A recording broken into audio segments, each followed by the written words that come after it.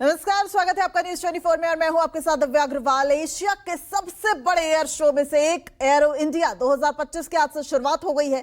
ये शो बेंगलुरु के यहालका air force station पर आयोजित किया जा रहा है, जो 14 फरवरी तक चलेगा। भारत में हो रहे एरो इंडिया मेगा इवेंट में अमेरिका और रूस दोनों के 5वीं पीढ़ी के फाइटर जेट शामिल हुए हैं। रूस का Su-57 और अमेरिका का F-35 लाइटनिंग सेकेंड ने इसमें हिस्सा लिया, लेकिन दोनों देश एक बड़ा फायदा देखते हुए अपने फाइटर जेट भारत में लाए हैं। नमस्कार, मैं हूं पवन मिश्रा, आप देख रहे हैं न्यूज 24। इस वक्त मैं खड़ा हूं अपने कैमरा पर्सन नितिन कुमार के साथ बेंगलुरु के यलहंका एयरबेस पर, जहां तस्वीरें हम आपको दिखा रहे हैं कि एशिया के सबसे बड़े एयर शो का आगाज हो चुका है। जी हाँ, ये 14 फरवरी तक यह एयर शो जो है लगातार चलेगा। आपको बता दें कि इस बार के एयर शो में जो सबसे खास यह है कि रूस और अमेरिका के बीच गजब का कंपटीशन देखने को मिल रहा है। जहां रूस अपने विमान को बेचना चाह रहा है, तो वहीं अमेरिका 5वीं पीढ़ी का F-35 विमान जो है भारत को बेचना चाह रहा है। इसके अलावा भारतीय नौसेना भी अपनी ताकत का प्रदर्शन तो कर ही रही है, साथ ही साथ ब्राजील के भी एयरक्राफ्ट जो है यहाँ पर आए हैं। पूरी दुनिया को अपनी ताकत दिखा रहा है भारतीय सेना। साथ ही साथ उन लोगों के लिए भी यह संदेश है जो युवा भारतीय सेना में आकर देश के लिए कुछ कर गुजरना चाहते हैं। इस वक्त मैं खड़ा हूं अपने कैमरा पर्सन नितिन के साथ बेंगलुरु के यलहंका एयरफोर्स स्टेशन पर, और हम आपको जो तस्वीर आप देख रहे हैं, यह तस्वीर बेहद ही खास तस्वीर से आपको हम रूबरू करा रहे हैं। जी हाँ, यह है रूस का Su-57, जो अपने विशाल भूभाग की रक्षा और अलग अलग परिस्थितियों में काम करने के लिए इसको डिजाइन किया है। रूस ने लंबी दूरी के हवाई हमलों की तुलना में एयर डिफेंस को प्राथमिकता दी है, यानी अपने हवाई क्षेत्र में घुसने की कोशिश करने वाले दुश्मन के विमानों को मार गिराने की ताकत। Su-57 लड़ाकू विमान को सीमित स्टील्थ टेक्नोलॉजी के साथ रूसी हवाई क्षेत्र के भीतर एयर डिफेंस और कम दूरी के हवाई हमलों के लिए बनाया गया है, जिसका मकसद अपनी सीमाओं के अंदर दुश्मन को जमीनी हमलों को रोकना है। Su-57 लड़ाकू विमान का रडार क्रॉस सेक्शन 0.1 से 0.5 वर्ग मीटर के बीच है, जो कि F-35 के 000 वर्ग मीटर के आरसी से काफी बड़ा है। Su-57 मजबूत फ्रंट स्टिल्थ है, जो Su-57 बिना पहचाने F-35 के पास जा सकता है और उसे काफी नजदीक से निशाना बना सकता है। हालांकि अगर Su-57 विवादित हवाई क्षेत्र में प्रवेश करता है तो उसे लंबी दूरी ट्रैक नहीं किया जा सकता है, लेकिन जब दूरी कम हो जाएगी तो उसे ट्रैक कर लिया जाएगा, जिससे दुश्मन के रडार और एयर डिफेंस के लिए इसे निशाना बनाने में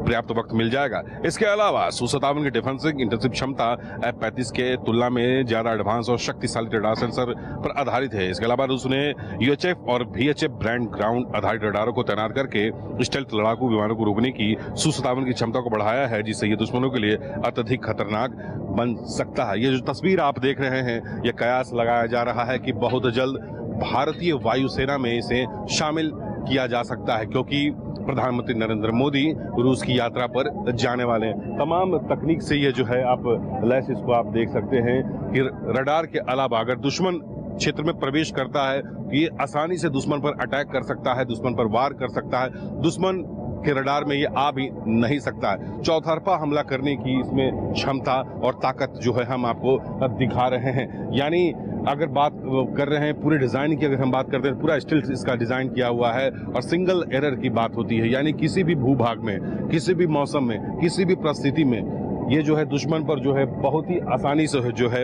अटैक कर सकता है। हमने आपको Su-57 की तस्वीरें दिखाई, अब हम आपको दिखा रहे हैं कि अमेरिका का सबसे ताकतवर और लड़ाकू विमान F-35 की तस्वीर हम आपको रूबरू करा रहे हैं। आपको बता दें कि अमेरिका की F-35 लाइटनिंग 3 को दुनिया का सबसे शक्तिशाली लड़ाकू विमान माना जाता है। अमेरिका का दावा है कि यह दुनिया का एकमात्र इंटरनेशनल 5वीं पीढ़ी का मल्टी रोल लड़ाकू विमान है, जो F-35 इंटीग्रेटेड सेंसर पैकेज और आधुनिक हथियारों से लैस है। आपको बता दें कि इजराइल ने अपनी 5वीं पीढ़ी के स्टील्थ फाइटर जेट F-35 से हिजबुल्लाह के सरगना नसरल्लाह को उसे मौत के घाट उतार दिया था। उसकी खूबियों को जानकर आप भी दंग रह जाएंगे। F-35 इस वक्त दुनिया का सबसे एडवांस लड़ाकू विमान है। यह दुनिया का सबसे घातक और कर्कट लड़ाकू विमान है, जो पायलटों को किसी भी विरोधी के खिलाफ बढ़त देता है और उन्हें अपने मिशन को अंजाम देने और सुरक्षित घर लौटने को सक्षम बनाता है। इसकी स्टील्थ खूबियां इसे दुनिया की यानी दुश्मन की नजरों से भी दूर रहने में मदद करती है। 5वीं पीढ़ी का F-35 एक सुपरसोनिक अत्याधुनिक गतिशील लड़ाकू विमान है। इसमें स्टिल्ट सेंसर और इंफॉर्मेशन को एक साथ जोड़ने की क्षमता है। डेटा जुटाने, उसका विश्लेषण करने, उसे शेयर करने, और F-35 की क्षमता एक शक्तिशाली फोर्स है जो वायु, जमीन और समुद्र में उसे बढ़ा देता है। स्टिल्ट क्षमता F-35 को अदृश्य बनाता है, लेकिन यह जेट को खोजने और उसे निशाना बनाने की विरोधी की क्षमता को बहुत जटिल थे। स्टिल्ट टेक्नोलॉजी के कारण F-35 दुश्मन की पहचान से बच सकता है।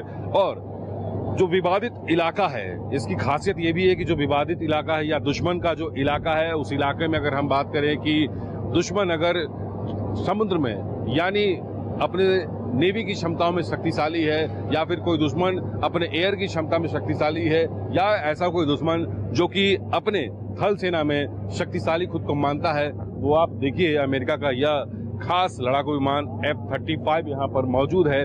और लड़ाई यानी अमेरिका और रूस के बीच जंग इस बात की है कि कौन अपने हथियार को भारत में बेचेगा और भारत किसे हरी झंडी देगा। लेकिन खास बात आपको बताते हैं कि F-35 अगर भारतीय सेना में शामिल होता है तो सेना जो है एक बार फिर से ताकत की ओर अग्रसर रहेगी। सेना की ताकत तो पहले से ही बरकरार है। दुश्मन देश हमारी सेना से जरूर डरते हैं, लेकिन F-35 और Su-57 में जो जंग है, अगर दोनों हमारी सेना में शामिल हो जाते हैं तो हमारी सेना की ताकत में और ज्यादा इजाफा होगा।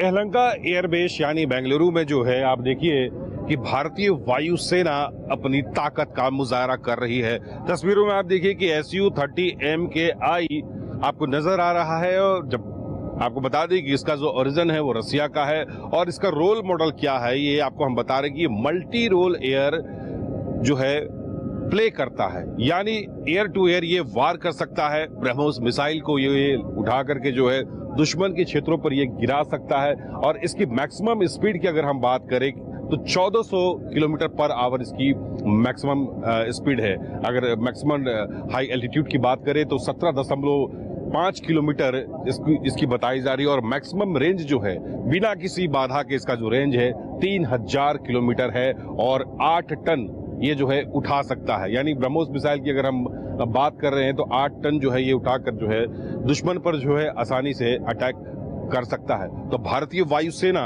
बेंगलुरु के यलहंका एयरबेस पर अपनी ताकत जो है दिखा रही है।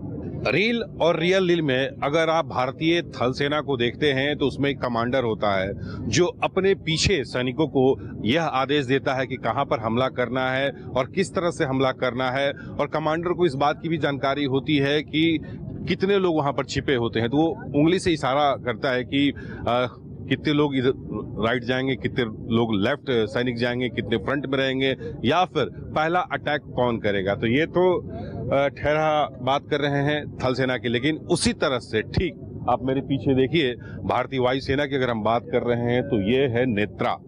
नेत्रा जो है भारतीय वायुसेना में जो है कि ताकत बनकर उभरने वाला है। और इसकी खास जो है क्वालिटी जो है हम आपको बताते हैं कि इसका ओरिजिन जो है ब्राजील से है, और airborne early warning and control इसके अंदर जो है। साथ ही साथ ये मल्टी रोल प्ले करता है, और 810 LBS पर इंजन इसमें लगा हुआ है। और अगर हम बात करें ऊंचाई की तो 35,000 फीट की ऊंचाई तक ये जा सकता है, और 1000 जो है नन स्टॉप जो है ये ऑपरेशनल ये कर सकता है। तो इसकी खासियत तो हमने आपको बताया, लेकिन और खासियत क्या है, जैसा मैंने थल सेना के बारे में बताया कि कमांडर जो है जानकारी देता है अपने सैनिकों को कि कहां कहां अटैक करना है, तो ठीक इसी तरह से नेत्रा का मकसद यही है कि अटैक करने के लिए कहां पर भारतीय वायुसेना के जो है फ्लाइंग लेफ्टिनेंट की बात करें, अगर हम बात करें फाइटर पायलट की बात करें, तो वो खुद अटैक नहीं करते हैं। इस बात की जानकारी पहले नेत्रा देता है। और अब आप देखिए कि एक एरियल जो आप देख रहे हैं, एरियल के माध्यम से जो है ये पूरे इलाके को जो है क्रॉस कर लेता है कि कहां कहां क्या गड़बड़ी है, कहां क्या होने वाला है। और आमतौर पर जब लड़ाकू विमान फ्लाई करते हैं, दुश्मन पर अटैक करने के लिए जाते हैं, तो आप देखे होंगे कि दुश्मन के लड़ाकू विमान को लगातार पीछा जो किया जाता है, या फिर जब दुश्मन हमारे लड़ाकू विमान का जब पीछा करते हैं तो उन्हें कैसे जानकारी हमारे फाइटर पायलट को मिलता है कि किस रेंज में दुश्मन उनके पीछे पड़ा हुआ है। तो ये नेत्रा पूरी जो है ऑपरेशनल को जो है कमांड और कंट्रोल करता है, और पल पल की जानकारी जो है देते रहता है कि किधर से दुश्मन अटैक करने वाला है, कितना उसका रेंज है, कितने किलोमीटर पर आवर के द्वारा जो है वो फ्लाई कर रहा है। तो जो पायलट होते हैं लड़ाकू, हमारे जो देश के जो पायलट होते हैं उनको इस बात की जानकारी होती है। तो भविष्य की युद्ध की अगर हम बात करें तो नेत्रा बहुत ही कारगर साबित इसमें होने वाला है, क्योंकि जिस तरह से रूस और यूक्रेन की युद्ध की हम बात किए तो भारतीय वायुसेना ने यह देखा कि भविष्य की युद्ध के लिए जो वायुसेना ने जो काम किया है अभी वर्तमान युद्ध में, तो उसको कैसे जो है निपटा जा सकता है, दुश्मनों को कैसे पीछे ढकेला जा सकता है और दुश्मनों को कैसे नेस्तनाबूद किया जा सकता है। तो ये नेत्रा जो है एक कड़ा उदाहरण बन के भारतीय वायुसेना की ताकत में इजाफा कर रहा है। दुश्मन देश ही नहीं, अगर हम मित्र देशों की बात करते हैं तो मित्र देशों की भी सेना जो है हमारे देश की सैनिकों के साथ युद्ध कौशल में साझेदारी तो कर ही रहे हैं, साथ ही साथ युद्ध के गुण भी सीख रहे हैं।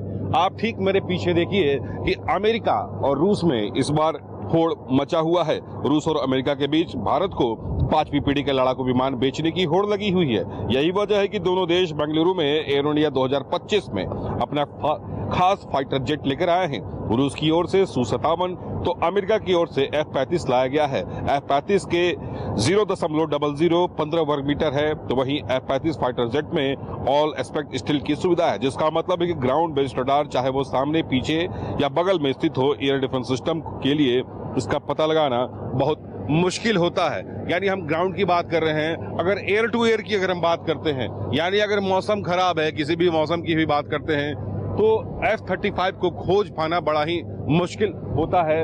हालांकि हमें अभी परमिशन नहीं मिला है कि अंदर की तस्वीर से हम आपको रूबरू कराएं, लेकिन स्टील्ड गारंट की बात हम कर रहे हैं कि आखिरकार क्यों अमेरिका F-35 को भारत को बेचना चाहता है। हथियारों का सबसे बड़ा खरीदार जो है बन करके भारत जो है सामने आया है पूरे विश्व के सामने, और इसी बात को लेके कि जब अमेरिका के नए राष्ट्रपति डोनाल्ड ट्रंप ने खास तौर पर इसे भारत को बेचना चाहते हैं, लेकिन इसी बीच रूस भी जो है अपने विमान को यहाँ पर बेचना चाहता है, तो रूस और अमेरिका में एक होड़ मचा हुआ है। लेकिन रक्षा मंत्रालय ने, यानी भारतीय रक्षा मंत्रालय ने साफ तौर पर कहा है ये पूरा जो जिम्मेदारी जो है वायुसेना को दिया गया है, और भारतीय वायुसेना ही इस बात का डिसाइड करेगी वो रूस से विमान खरीदती है या फिर अमेरिका से। लेकिन इतना तो तय है कि अगर दोनों विमान भारतीय वायुसेना में शामिल होते हैं तो भारतीय वायुसेना की ताकत में जो लगातार इजाफा हो रहा है, एक और इजाफा जुड़ जाएगा।